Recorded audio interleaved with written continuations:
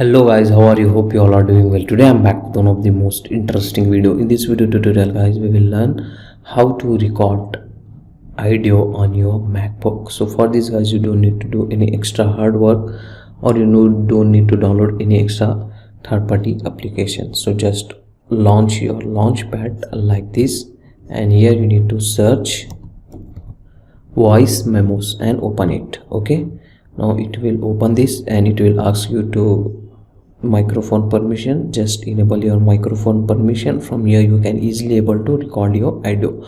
If you want to record, just click on this round circle and start your recording. Okay, after the recording was completed, once again you need to click on this round circle and the recording was saved in the left panel. Okay, so with this help of application guys, you can easily able to record the audio on your MacBook. Okay, so that's for today guys, a short and simple video. Hope you enjoy this. If you enjoy, please guys like, share and subscribe to our channel. Thank you very much.